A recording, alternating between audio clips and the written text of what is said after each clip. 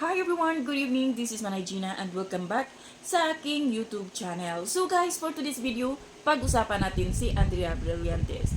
Kasi nga, usap-usapan ngayon at viral na mayroong nag-post ng kanilang larawan at mayroong mga video na nagsipaglabasan na kasama ni Andrea si Sam Fernandez, isang basketball player ng San Beda College. So dito nga last February 22, 23 daw, merong nakakita sa kanila na nagdi-date. Umattend sila ng frisbee sa Santa Rosa, Laguna. At dito nga, kaswal lang silang nagdi-date ni Andrea. At alam din naman natin si Andrea na wala talaga siyang pakialam sa ibang tao. At yun yung personalidad ni Andrea. Last February 14 kasi, viral din ito si Andrea na binigyan siya ng bouquet ni Sam Fernandez. Pero ngayon, casual na talaga si Andrea at saka si Sam na nagdi-date sa mall, nag-holding hands, at wala silang pakialam. Maraming nagsasabi na hindi talaga nadala si Andrea.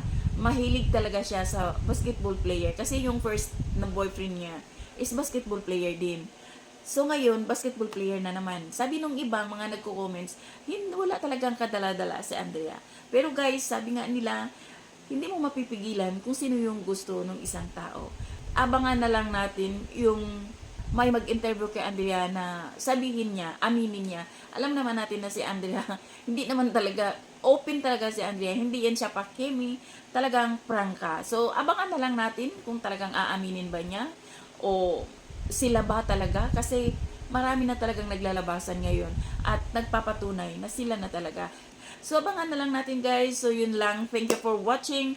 Until then, bye. God bless everyone.